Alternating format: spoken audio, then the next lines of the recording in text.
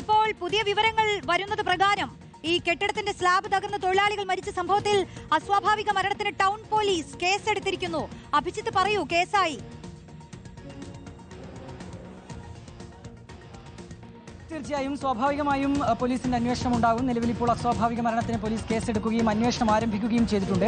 ഇതിലേറ്റവും പ്രധാനപ്പെട്ടത് സിനോജ് സൂചിപ്പിച്ചതുപോലെ തന്നെയാണ് ഏത് രീതിയിലാണ് അല്ലെങ്കിൽ എവിടെയാണ് വീഴ്ച ഉണ്ടായത് എന്ന് കണ്ടെത്തുകയാണ് ഏറ്റവും പ്രധാനപ്പെട്ട കാര്യം. 2024 ഇങ്ങനെയൊരു കെട്ടിടം അവിടെ കാലപ്പഴക്കം വന്നതാണ്, അത് പൊളിച്ചു നീക്കേണ്ടതാണ് എന്നുള്ളൊരു റിപ്പോർട്ട് അത് കോർപ്പറേഷനിലേക്ക് എത്തിയിരുന്നുവെങ്കിൽ പിന്നീട് എന്താണ് സംഭവിച്ചത് എന്ന ചോദ്യം അവിടെ ഉയരുകയാണ്. അങ്ങനെ റിപ്പോർട്ട് വന്നതിന് ശേഷം എന്തുകൊണ്ട് അവിടെ വീണ്ടും സ്ഥാപനങ്ങൾ പ്രവർത്തിച്ചു, അവിടെ ആളുകളൊക്കെ നിൽക്കുന്ന സാഹചര്യം ഉണ്ടായി, ലൈസൻസ് എങ്ങനെ വീണ്ടും കൊടുക്കപ്പെട്ടു തുടങ്ങിയ ചോദ്യങ്ങൾ അത് മുന്നോട്ട് വരുന്നു.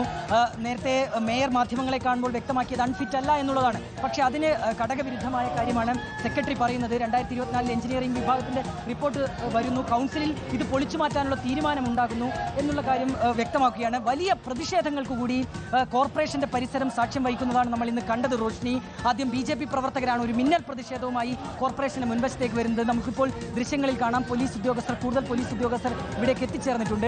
ഈ ഗേറ്റ് മറികടന്നാണ് ആദ്യം BJP പ്രവർത്തകർ ഇവിടേക്ക് കയറാൻ ശ്രമിച്ചത്. പക്ഷേ പ്രവർത്തകരെ പോലീസ് തടയുന്നു. വലിയൊരു സന്നാഹം തന്നെ, പോലീസിന്റെ സന്നാഹം നിലവിൽ ഇവിടെയുണ്ട്. പക്ഷേ ആ ഘട്ടത്തിൽ അവിടെ പോലീസ് ഉദ്യോഗസ്ഥർ കുറവായിരുന്നു. ഭൂരിഭാഗം പോലീസ് ഉദ്യോഗസ്ഥരും ഈ സംഭവം നടന്ന സ്ഥലത്തായിരുന്നു. ഈ BJPയുടെ പ്രതിഷേധം അറിഞ്ഞ് പോലീസ് ഉദ്യോഗസ്ഥർ ഇവിടേക്ക് വരുന്നു. അതിനുശേഷം ഈ പ്രവർത്തകരെ തടയുന്നു.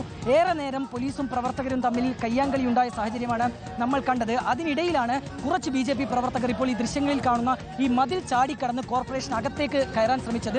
അവരെ അവിടെ നിന്ന് ആദ്യം പോലീസ് തടഞ്ഞു. എന്നാൽ പോലീസിനെ മറികടന്ന് പ്രവർത്തകർ അകത്തേക്ക് പ്രവേശിക്കുകയായിരുന്നു. BJP ജില്ലാ പ്രസിഡന്റ് ഉൾപ്പെടെയുള്ളവർ ഈ കോർപ്പറേഷന്റെ മതിലിനകത്തേക്ക് എത്തി. ഇവിടെ നിന്ന് ഏറെ നേരം പ്രവർത്തകരും പോലീസും തമ്മിൽ വാക്കേറ്റമുണ്ടായി. അതിനിടയിൽ പ്രവർത്തകരെ ബലം പ്രയോഗിച്ച് ഈ ഗേറ്റിനപ്പുറത്തേക്ക് എത്തിച്ചു. പക്ഷേ പിന്നീട് ഈ കൗൺസിലർമാർ ഉൾപ്പെടെയുള്ളവർ ഈ മേയറുടെ ചേംബറിനകത്തേക്ക് എത്തുകയും വലിയൊരു പ്രതിഷേധം അവിടെ നിന്നും തുടരുന്ന കാഴ്ചയാണ് കണ്ടത്. അതിന് പിന്നാലെ യൂത്ത് കോൺഗ്രസ് പ്രവർത്തകർ കൂടി പ്രതിഷേധമായി ഈ മേയർ കോർപ്പറേഷൻ സെക്രട്ടറിയുടെ മുറിക്കകത്തേക്ക് വരുന്ന കാഴ്ച നമ്മൾ കണ്ടു. അങ്ങനെ ആകെ മൊത്തം ഒരു പ്രതിഷേധത്തിന്റെ ഒരു സാഹചര്യമാണ് കോർപ്പറേഷനിൽ ഉണ്ടായത്. ഇവരൊക്കെ മുന്നോട്ട് വെച്ച കാര്യം ഇതുമാത്രമാണ്: 3 പേരുടെ മരണം, അതും സാധാരണക്കാരായ 3 പേരുടെ മരണം ഉണ്ടാകാനുള്ള സാഹചര്യം എന്താണ്? അതിൽ കോർപ്പറേഷന് വീഴ്ച സംഭവിച്ചിട്ടുണ്ടോ? ഉദ്യോഗസ്ഥർക്ക് വീഴ്ച സംഭവിച്ചിട്ടുണ്ടോ? മേയർ ഉൾപ്പെടെയുള്ളവർക്ക് വീഴ്ച സംഭവിച്ചിട്ടുണ്ടോ? അതിലൊരു മറുപടി ലഭിക്കുക എന്നുള്ളത് തന്നെയാണ്. അത് സ്വാഭാവികമായ ചോദ്യമാണ്. ഇതിൽ ഒരു ഉത്തരം ലഭിച്ചേ പറ്റൂ. ഉത്തരവാദിത്തം ഏറ്റെടുക്കേണ്ടവർ അത് ഏറ്റെടുത്തേ പറ്റൂ. പക്ഷേ ഈ മണിക്കൂറിൽ നമ്മൾ ഏറെ വേദന അനുഭവിക്കുകയാണ്. ആ കുടുംബങ്ങളെ ഓർത്ത്. നഷ്ടപ്പെട്ടത് 3 ജീവനുകളാണ്. നോമ്പെടുത്ത് രാവിലെ വീട്ടിൽ നിന്ന് കൂലിപ്പണിക്കിറങ്ങി ഉച്ചയോടുകൂടി നോമ്പുള്ളതിനാൽ വീട്ടിലേക്ക് മടങ്ങാൻ നിന്ന 3 ജീവനുകളാണ് പൊലിഞ്ഞിട്ടുള്ളത്.